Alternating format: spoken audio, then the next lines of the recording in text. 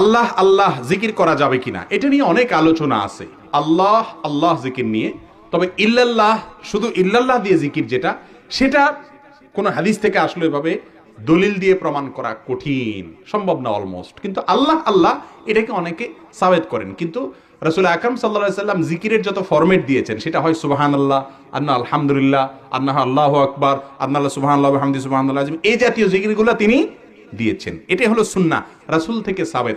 রাসূল আকরাম সাল্লাল্লাহু আলাইহি সাল্লামের কোনো হাদিস দ্বারায় শুধু আল্লাহ আল্লাহ জিকির 30, 100, 500, 33, 34 এরকম কোনো সংখ্যায় পাওয়া যায় না। লা ইলাহা ইল্লাল্লাহ আছে, সুবহানাল্লাহ আছে, আলহামদুলিল্লাহ আছে, হাদিসে যেগুলো বর্ণিত আছে সেগুলো করবেন। আর হ্যাঁ, আল্লাহর নামের জিকির কথা আল্লাহ কোরআনে বলেছেন, ওয়াসাব্বিহ আপনার ওয়াযকুরিসমা রাব্বিকা, তোমার রবের নামের জিকির করো। এখানে পদ্ধতিটা, এই আয়াত অনুযায়ী পদ্ধতিটা রাসূল সাল্লাল্লাহু আলাইহি ওয়াসাল্লাম থেকে নিতে হবে। তিনি কিভাবে করেছেন? তিনি শুধুমাত্র আর রহমান আর রহমান আর রহিম আর রহিম এভাবে জিকির করেছেন কিনা? উত্তর হলো না। তিনি করেছেন পূর্ণাঙ্গ জিকির, লা ইলাহা ইল্লাল্লাহ, সুবহানাল্লাহ, এগুলো সবই আল্লাহর নামের কি জিকির। এভাবে করাটা হলো সুন্নাত।